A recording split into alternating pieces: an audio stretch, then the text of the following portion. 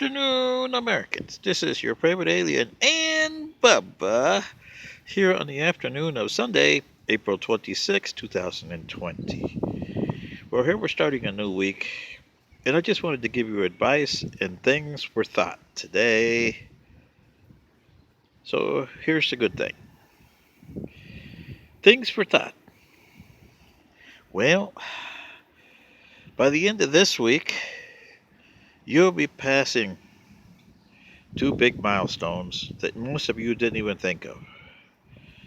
Americans, in your case, you'll be hitting over 58,000 dead, almost 60,000 by the end of the week, or a little over 60,000. Wow. If you look at that, that's more than you have at the wall in Washington, D.C. for the Vietnam War, right? 58,000 plus over there. You'll pass that by this week. Doesn't that tell you something? It took you, what, almost 10 years to get 58,000 people on that wall that you know of. It only took you 5 months to get 58,000 people that nobody knows about except for their loved ones. 5 months, 58,000. It's going to be more than that by the time it's all said and done, but this week, when you pass that 58,000, you look at it that way.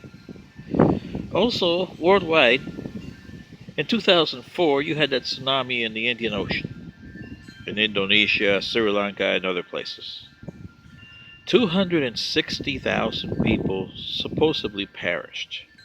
That's the estimate. By the end of this week, you're going to have over 260,000 dead in 5 months. Now, grant you, it only took a few hours from that earthquake to the tsunami for 260,000. But still, 260,000 worldwide, not just in the Indian Ocean. And over 3 million planet-wide infected. So you're going to have more than that because you're going to have an additional 200 and some thousand dead, or more than that. You have to look at the people that are still pending and take 20% of that. Planet-wide, the kill rate for this virus is 20%. It's higher in the United States. It's almost like 35% in the United States. That should tell you something, huh? Thanks for thought.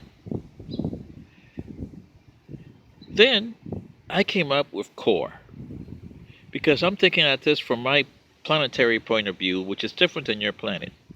You have to attack this basically on a planet-wide basis, but you guys are not that well united to do that.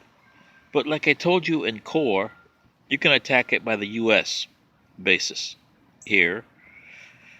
And when you do this, it's basically like what you did during the Spanish-American War and when you were building the Panama Canal. You had two things you were worried about: malaria and yellow fever.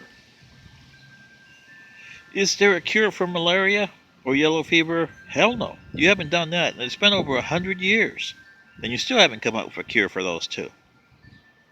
But what did you do? You mitigated them. Is there still yellow fever and malaria in the planet? Oh, yes. It still attacks, but because of the mitigation that you've done and passed it on to other planets, it's not as deadly as it used to be. This is what you got to do with COVID-19. Use the same tactics that you did for yellow fever, like Walter Reed in Cuba and George Gorgas in Panama. Eliminate the source, which was standing water and sanitation issues. Eliminates the mosquitoes. It doesn't eliminate them, it diminishes them. Same with COVID-19. Eliminate the source, which is the atmosphere.